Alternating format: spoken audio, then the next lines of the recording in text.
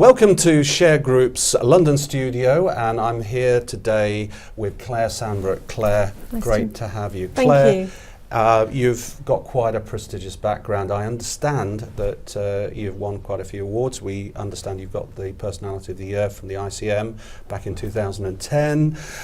You were one of the top personalities, top 100 personalities in 2008, 2009, 2010. And you've been heading the group for 11 years. Yes. What's the secret of your success? I love what I do.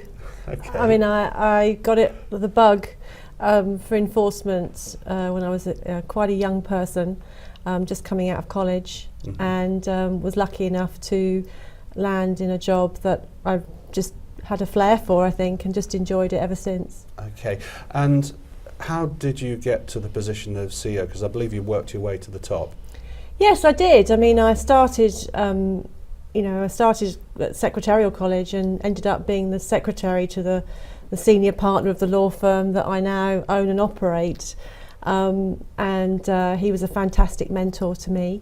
And so I went back to college and did my degree and qualified as a solicitor. And then I was able to join the firm as a partner. And then he really taught me everything that he knew. Which was the law and the practicality of enforcing court judgments. So clearly you could have had you've got two different career options. Having studied law, you could have gone into law, you could have ended up as a barrister. On the other hand, you've gone into what people would class as a kind of, commercial enterprise. Well, I think law is commercial, and I think that's changing. But I'm a practicing solicitor, and I've had a practicing certificate since 1989. So it's very much a fusion, really, of law and practicality. And I think that's why I enjoy the job, because I'm not really doing the same thing every day. Every day is different in my job. With the role that you play in the commercial application of law, obviously there's a lot of hit TV series going out. Yes. But rumour has it that they owe a lot of credit to something that you did back in 2004, because there's a process, isn't there, that these organisations follow, and you were something to do with the origination of that. Well, we were. I mean, my law firm was established in 1780. We were sheriffs in London all the way up until 2004, so we had a fantastic heritage. And so the government, in its wisdom, in the mid-1990s was going to reform the sheriff system, and that would have meant a huge change, maybe the loss of the business that I had become a partner in. And so I really put my thinking cap on and came up with a little-known area of the court rules that enabled people to easily transfer their judgments into the sheriffs, as they then were. And it caught the imagination, I think, of the legal profession, but also business at large, who needed an easy way to be able to collect the debts they were owed. The business that you operate today it's gone well beyond the UK. In fact, we're very lucky to have you over here at the moment, because you're normally based somewhere in America. Yeah, I'm based in the US because we love it over there, and we wanted to have a US business. And so really the team here in the UK are very well established. They have over 100 years of operational experience. So I wanted to go and start a new challenge when I was 50 and move to the States. Left my team here in my co-director's very safe hands, but still get involved in the business every day, listen to their concerns and the concerns of our customers, and just make sure everybody's got that same flair, that I had when I was, in my startup days, and that I was trained in. We do it the way I was trained. Business is now pretty global. We talk about globalization. Yes. Is the business of getting people to settle their debts now a global challenge? Do you have a benefit from being international? I think we do. I think we're quite unique in that way. I mean, one of the greatest exports of the UK is its legal system. And over the centuries, of course, the English common law went to the Americas, it went to Australia, it went to the Far East, Africa, India. And so all these countries operate a very similar legal system.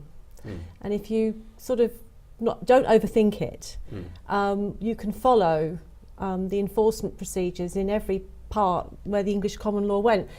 Interestingly, it didn't actually go onto the continent because they had a different system of law based on a different approach. But throughout the Commonwealth, the system of law is very, very similar. And so Shergroup prides itself really on being able to take judgments outside of the UK and bringing them into the UK for enforcement, but also taking them from the UK and sending them to Singapore. I had one this week just to go to Singapore. We've done Australia, United States. We don't see it as an obstacle, and it's a great skill to have. I get the sense from having met some of the people in the company that nothing scares you. You're not afraid of taking on challenges. Apparently. What's the most bizarre challenges recently that you've had that have been success stories? I think one of the things, although I'm less intimidated by it now because I live in the States, but there's a growth in the use of or prevalence of firearms in some of the sites that we have to repossess. And firearms, there's a whole health and safety piece there to be done, risk assessment, method statement in how we go about tackling a site where usually intel from the police has alerted us to the fact there are firearms on site. So a couple of weeks ago we did a large traveller site in South London where we were notified that the travellers, there was a possibility of firearms and other weapons on site. And you're asking, men and women to go in and repossess that site, and knowing, although they have tremendous support from the police, that it could become violent. And that, I think, a knife I'm almost less worried about than a gun. I think it's because as Brits we're not really, we're not trained to really think about guns too much. Of course that's changing, but that's a scary situation. But if the court says that you must have possession back of that site, then I don't think any of us should be above the law and should intimidate the authorities that you're not having it back. So if I have a court order that says that's where we're going to have repossession, then by hook or by crook, that's what's going to happen. In some sense, are you freer to act than, say, the police, who have certain boundaries and rules and regulations they have to abide by? Sadly, I think we are. We did a site, we repossessed St Paul's from the Occupy movement back in 2012, and we had 60 enforcement agents on site at midnight outside St Paul's and 400 Metropolitan Police. And we were the only people that were tackling the protesters physically and removing them. And we do have the power to pick people up and take them. The police have to be so careful in terms of how they handle the public that, it's that's where they've ended up as an agency. And I think they're quite relieved when we turn up because we don't have those same constraints. That's not to say it wouldn't change. But we've never had any kind of serious injury. We've never had, God forbid, a fatality. So, we take extreme measures to make sure the safety of everybody that we come in contact with. And it has worked for us. And it's meant that these difficult sites, we can repossess them and give them back to the rightful owner as per the court's order. A lot of people are frightened to get their compensation even when awarded or even before they go to court. Yes. Challenge debtors. Yes. But life is not as difficult maybe as it seems, is it, from your experience? No, and funnily enough, I think the UK, and particularly England and Wales, because our jurisdiction is separate to Scotland. Right. But the English and Welsh system of litigation and claiming money and possession online is actually world class. I mean, there's nothing in the States to compete with it. You know, it really is a world-class system. Such as what sort of systems? Well, you've got money claim online, you've got possession online. You can register yourselves as a user, just as you would with a Tesco website or a John Lewis website. Get yourself an account, and you can we'll step you through how to issue a claim against whoever owes you money or property, repossession of property, and you can step through it and pay your fee by card at the end of it. And what you'll end up with is a court order that says you can recover the money or you can recover possession, and that's what you can give to my team to then enforce. Okay. So you don't need to go to a solicitor. It's really made simple for people. Do you think that's actually one of the blockers? People always think they need to get a solicitor involved when there's a legal dispute. I think that still is a perception. I would really encourage people to look at, particularly in business, use your solicitor for something difficult. Yeah. You know, that's really going to challenge, and you may not have the skill set for. But if you know you're owed money and you know it was an invoice that wasn't paid, and you've got the invoice information, then really you're good to go. You don't need a solicitor. So with Shergroup, is there a low-cost entry, something like a no-win, no-fee type approach to getting you engaged, having got rid of the solicitor? Yes, I mean, if you have an invoice that hasn't been paid, or you have a ledger of invoices that you're waiting to be paid on, and you just can't, some people just don't want to talk to their customers about payment, it's embarrassing. So you can send them to us, and we offer a no-win, no-fee basis, which means that we don't get paid unless we collect. So that's pretty low risk. And what we try and do is we do that across the whole spectrum of where you might be owed money. So you might be owed money in your sales ledger process, credit control process, but you might be a business that routinely does sue for unpaid invoices and debts and ends up with judgments. And again, you may have judgments of any amount sitting on a file in a ledger, and you don't want to use the county court bailiff service, which is not the most proactive. And you want to transfer them to a company like Shergroup that can turn them into cash for you. And we talk about turning invoices into cash, and we offer no win, no fee before you even start to get into the formal parts of what we do as enforcement officers. And again, it's a low risk option. All you've got to do is send us the invoices, scan them and email them to us. It's not a big deal, I don't think, for people. But it is taking that first step and realising that, if you've got invoices which are over 45 days old, what is the impact of that on your cash flow as a business? And why aren't you doing something about that? What can you do about that? And I think we have a solution for every type of business. How big a problem do you think late payments is in the UK? What's the impact on British business?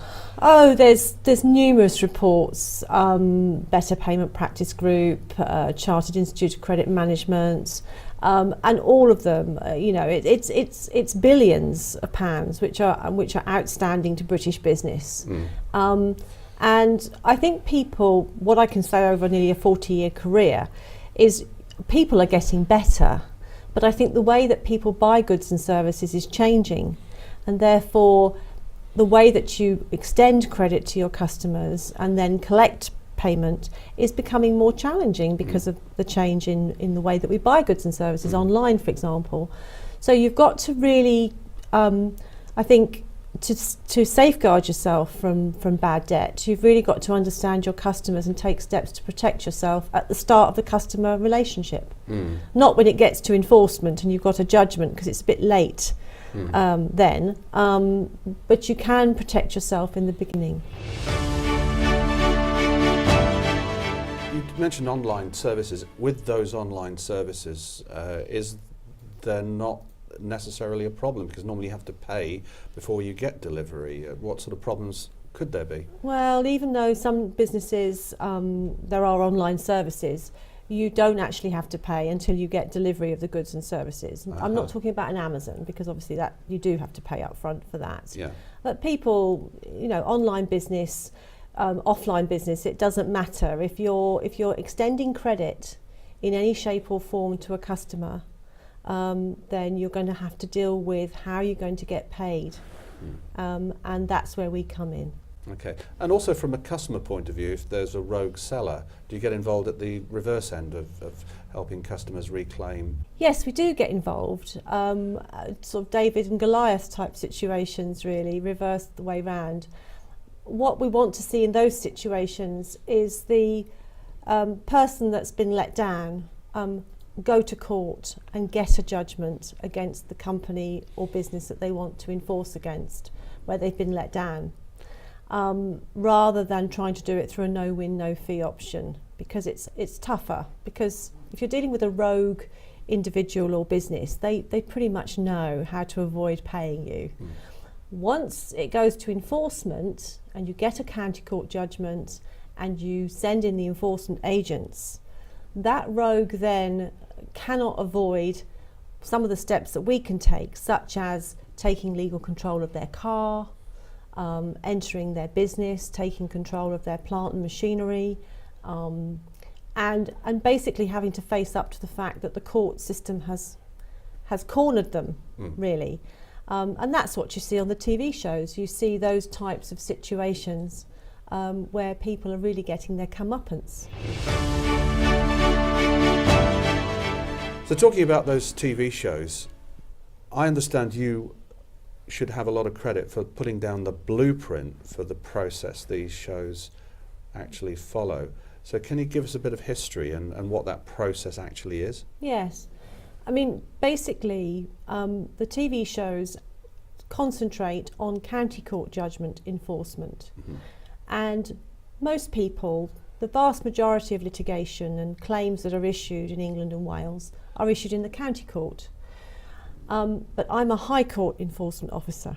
Right. So the process that we really published and promoted was, how do you transfer your county court judgment to a High Court enforcement officer, or sheriff as it then was, High Court enforcement officer today.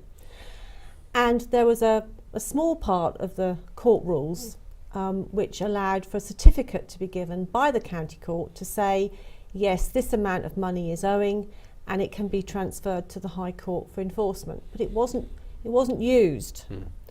And so people weren't transferring their judgments as they do today. Lawyers were quite aware of it, but I'm talking about businesses directly that weren't using it. And so what we did was we took that certificate in the form that it was in and updated it so it was a bit easier to use. And so we now help people using the court system to fill in that certificate and the actual writ, which goes back over the centuries. A writ is an instruction to us in a formal format with a big red seal from the High Court on it. Still have that today. And basically that's what gives me the authority to go into a home or a business and take control of goods to give the creditor leverage to get paid. So I think what we've done is we've actually helped government, we've helped courts lift the burden of enforcing thousands of judgments by streamlining how the paperwork goes from the lower court to the higher court. And we do it all for the customer. I mean, there is nothing to complete. There's nothing to agonise over. Because even though it's only 4 sheets of paper, it's still a little bit intimidating. So talking about customers, who are your typical customers? Who do you do most of your business with? Well, I've always said that our customers come in triplicate because we work with creditors who buy, that's where we get our business from. Creditors and claimants who have been to court and have got a court order for recovery of money or recovery of property. But I think as a High Court enforcement officer in my official role, I also have a responsibility and duty to the debtor to act fairly and there are guidelines and regulations around that. And I have a duty to the court, and I'm a solicitor. So I have a duty to the court to present the facts fairly and properly to the court when asked to do so. So I'm accountable to the High Court. And so, but in terms of the commercial angle, of course, we're talking to creditors and claimants about when and how to issue claims, and then how to enforce them when the time comes. What about the difficulties of actually tracing people that have outstanding debts and claims? Yes. How have you tackled that? How have you evolved the service to make that a bit harder for the guilty? Well, you're never going to get a 100% success rate in finding people that don't want to be found. I think that's a difficulty for creditors of all sorts. People that don't want to be found won't be found. So we run about a 70-75% success rate of finding people who don't want to be found, and we do that again on a no trace, no fee service. So there's no cost to instructing us to find somebody, but if we do find them and we find an address for them where we can then help you collect the money or enforce the judgment, then you'll pay a small fee for that. And it's about using public domain information and quite well-trodden policies and procedures, obviously taking recognition of the data protection legislation that we all work under, to find people. But people leave trails. They leave trails of where they've lived, how they've bought goods and services, where they are online, electoral records. That there are trails that we pick up on and we follow them through. What else do you think makes Shergroup the number one in the industry in terms of this type of service? What are you doing that makes you special? I think we're always reimagining what we're going to do next. I mean, we created the service of High Court enforcement, the industry of High Court enforcement, but I don't think that's really, that's not our entire story. And it was very much about, that's where our heritage came from, and we're very grateful for that heritage, and it's been a fantastic journey. But actually what we've discovered is that we have services that we can develop from that heritage. So for example, our security service that we've set up in the United States is very much around the same kind of core values of actually helping people that need security to find good security and the right type of security. Just like we helped people find, how to enforce judgments. It's very much part of our DNA as a company to look at a problem and say, well, how can we improve it? And in the world that we work in, which is enforcement and now security, this is what we do. We look at a problem and we say, well, how can we improve that? And I think security is our next big thing. And with the rise of new technologies, is that an area that you're constantly looking at and trying to evolve solutions? Yes, definitely. I mean, in our security piece, our operations in the United States, we're looking at how we can actually help target the problem of active shooters and counter-terrorism, which is a long way from where we started as sheriffs in London. Your advisors told me that your company is going to the dogs. What did she mean? I don't think she meant that exactly. We're actually looking at vaporweight technology in the United States, which is about using the tremendous sense of smell of canines to detect explosives in the human plume. So we all have a plume of smell that's unique to us, and if you handle explosives, the fragments of that are caught in your plume. And so these tremendous animals can actually detect bullets and explosives in mass transit situations. So whether it's a football game or an underground school, anywhere, hospital, anywhere where you don't want explosives to be, these dogs on patrol will pick it up. And I just think that's very, very exciting in a world where we're all living on tenterhooks for the next dreadful incident. We really want to bring awareness to this capability, and if we can do anything to help stop a Manchester arena, then so be it. We want to do that.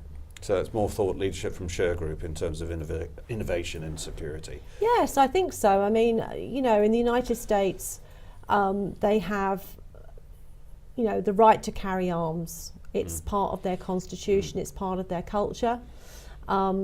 It's fascinating to me that they have this right, but they also have this terrible problem of active shooters in schools. My son is at school in Florida, and has been subject to lockdown at school. So as a parent, why wouldn't I want to try and do something to stop that happening in the future? Also a great idea maybe to protect your debt collectors and sheriffs if they're going into London where there's increased use of weapons, so they can maybe check out and survey a site before they enter. I hope that Vaporwake will make its way to London. I hope it will make its way across the UK. I think it's one of those resources. It's just almost so obvious. And the American government have spent something like $10 billion trying to replicate the nose of a canine to do in technology what a dog can do. Wow. Can't do it. Yeah. So I think it's a very interesting technology, and it's right for the moment. You seem very much on a mission, and the mission's gone out over the pond to America. What's your vision over the next 5 years? Where do you see Shergroup heading? I think that Shergroup is on a mission. I think security and safeguarding the public is something that is in us as a company that we want to do, and we want to do it on a grand scale. And the United States is a vast country. It's a wonderful country, and it gives us an opportunity to really showcase British ingenuity. And I think, in these times of Brexit and everybody wondering, what's going to happen to Britain if Brexit goes ahead, I think, a company like Shergroup can really push beyond that kind of discussion and say, well, actually, things that we've set up in Britain, our health and safety policy, our security industry authority, these are world-class products and services that the rest of the world don't have. The United States does not have a federal security industry authority that is taking its security industry forward in the way that the British security industry authority is. And I'd like to see Shergroup playing a part in that. So that's laying down yet another blueprint for absolutely. a better society and the application of law. Absolutely. Well, Claire, I wish you the best of luck. It's a real honour and pleasure to have you in the UK. A final word really to anybody watching either the clips or the full interview. How should people get engaged? How would you like them to start to learn more about your organisation? Well, we have the website channels, we have Facebook, but what I would say to people really is we've built a team of very practical, level-headed people who are friendly and who want to help. So if you're stuck on a problem that Shergroup has expertise in, then just reach out to us and you can talk to us about the problem and you can ask us for our advice, no obligation. But what I don't want people doing is sitting there and worrying about things that we have the answers to. I mean, tap into 100 years plus of experience. There's probably nothing on your desk that we haven't seen before, certainly in the UK when it comes to debt recovery. And I think we're just a good team of people who do want to help So take advantage of that. Claire, that's a very reassuring message, and for anybody out there who has any hesitancy about getting justice, getting their compensation if they've won a claim, or wants an easy way to get outstanding debts and late payments settled, it really is as easy as picking up the phone or hitting the button now, and then someone from Claire's team will help you get justice. Thank you. That's all from us here at the Shergroup TV studios in London. Bye for now. Thank you. Bye-bye. To find out more about how Shergroup can make a major difference to safeguarding your business interests, simply subscribe to our LinkedIn group, where you can get all our videos and podcasts with tips and strategies for improving your business debt collection and security. That's all for this week. Bye for now.